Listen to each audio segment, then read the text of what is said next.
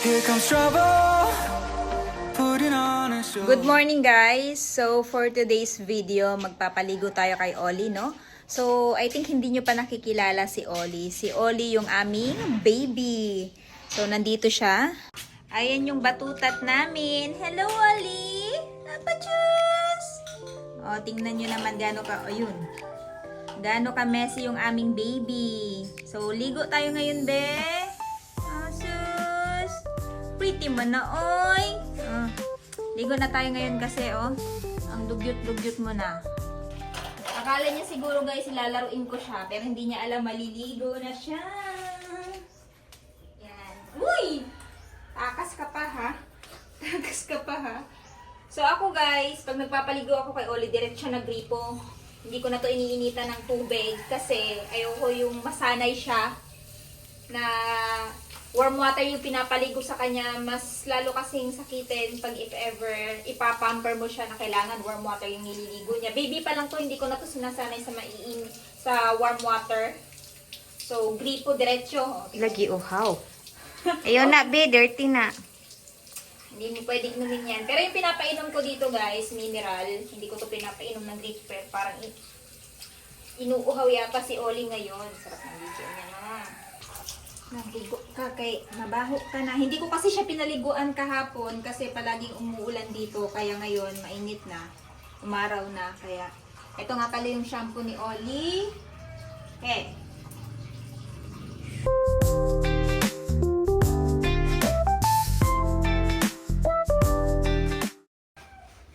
So, sino yung may mga fur baby dyan? Comment nyo nga sa baba. Ito si Oli, guys. Magsi 6 months pa lang to eh. Wala pa tong 1 year old. Kaya masyado pang playful. Dito. Ay, hindi. Buntot niya. Natin. Kailangan mo nang kuskusin. Oli! Kasi ang bantot-bantot mo na. Huwag ka malikot.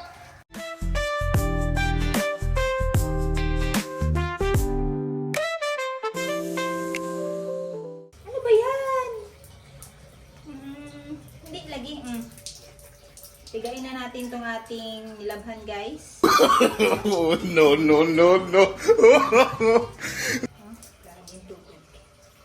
Okay. Okay na itong kanyang towel. Well, dinadry na natin para masuklayan natin siya kasi pag ganito ka-fluffy yung buhok niya, mahirap suklayin, ang daming buhol-buhol. Ouch! Oli, ha? Oli, sit down. Sit. Very good. So, tingnan nyo guys yung itsura niya, parang chihuahua pag bagong ligo.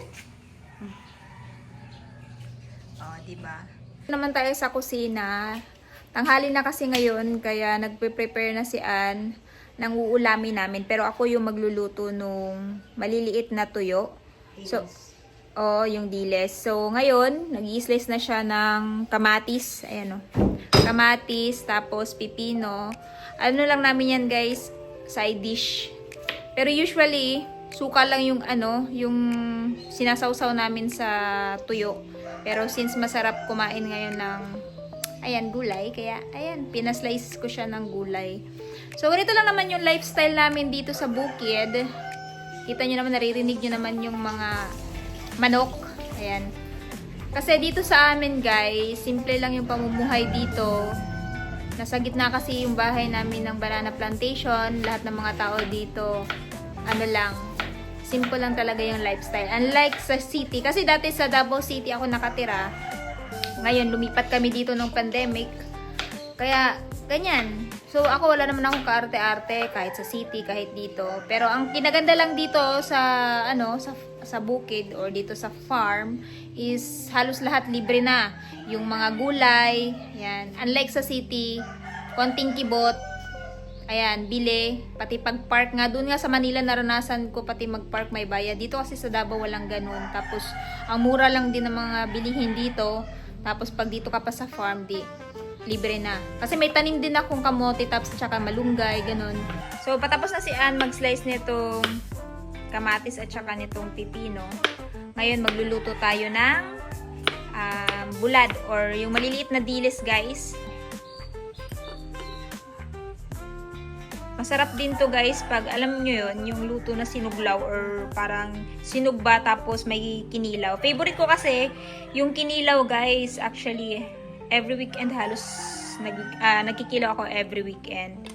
Ayan. So, ito na yung kinalabasan. Mixan natin ng konting suka. Pakita ko sa inyo yung suka ko guys. Tatne. So, ito yung ating niluto na. Baringon, tapos nilagyan natin ng pipino, kamatis at saka sibuyas. Tapos, magmimix tayo ng suka. So, hindi siya ordinaryong suka, guys. Ang tawag sa suka na to sa Bisaya, sinamak. So, tuba na may halong bawang, yan. Sibuyas, tsaka luya, tapos may konting, or konti, para sa akin, konti tong sili na to. Yun yung imimix natin dito para mas lalong sumarap. So, konti lang. Ayoko yung masyadong bumabaha. Para, alam nyo na, kasi ito yung appetite stimulant ko, no? Pampagana. Lagyan natin ng bitchin. Tapos, konting asin.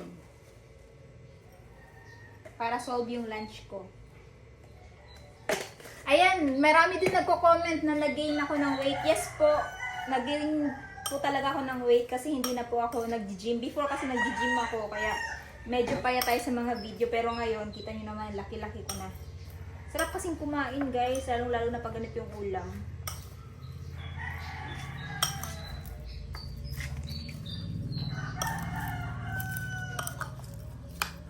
Okay na siguro to. Kain na tayo, gutom na. Most gracious na Father, Lord, thank you so much, O God, for this day. Thank you for this blessing, Lord. Jesus, Amen. Amen. So, ayan guys, kain na tayo. Ito yung ating ulam. Bulad na, baringon. Lamix na ba yun?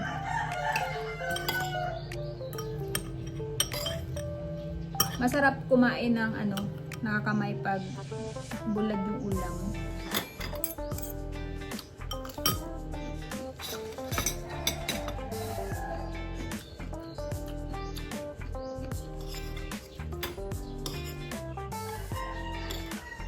So, dati yung content ko, sa matagal na dito sa channel ko, yung content ko talaga dati guys, before ang motovlogging is mukbang. Comment sa baba kung naabutan nyo pa yung mukbang na mga vlog ko before. Yung nauso pa talaga yung mukbang. And then, na ako sa pagmumotovlogging. Nung nagka-motor na ako kasi, I think 17 years old ako nag-start magmotor. Unang motor na natutunan ko i-drive yung, alam niyo yung chop-chop o scooter? Yun. Tapos, yung Kawasaki dati na manual. And then XRM na carb. Carb pa yung dati. Hanggang sa tuloy-tuloy na.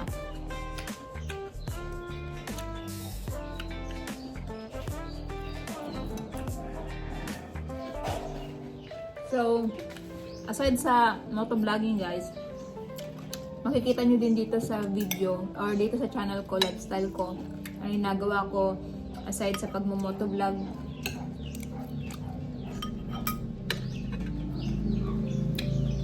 Actually, mahilig akong magluto, kaya watch out for my next vlog. Magluto tayo guys.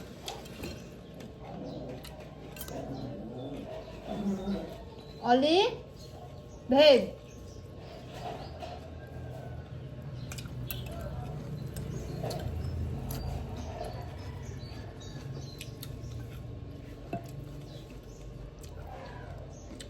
Shirta.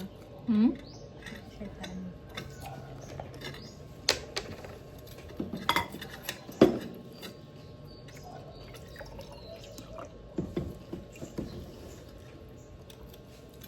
So, ayan guys, natapos na natin na paigahin si Oli ngayon. Susuklayan na natin siya kasi tingnan nyo naman yung buhok niya. Super messy.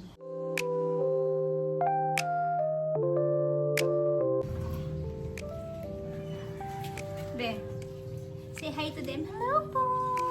Hello po, I'm Oli. Talian natin yung buhok mo.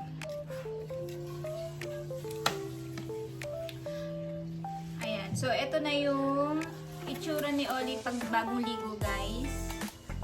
O, di ba kanina para siyang para siyang chihuahua, pero ano, mukhang ano na siya, real Shih Tzu. Paano natin tatalian ngayon yan? Ha? Paano natin tatalian ngayon yan? Paano natin tatalian? Ayos. Ayos. Ayos. Ay, hindi ka na nakakatuwa. So, ganito kakulit si Oli, guys. Hyper masyado. Patali ka na ba? Oli, ha? Masabunutan na talaga kita. Oh, no, no, no, no.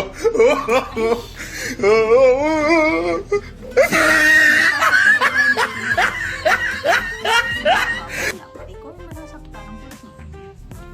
Sabing stop. Oli, ha? No. No? Piti na yan. Oh. Kaya siya, guys. Wow. So, ayan guys, natapos na natin liguan, suklayan at talian si Oli. So, ayan, salamat sa panunood. And, ayan guys. See you again on my next vlog.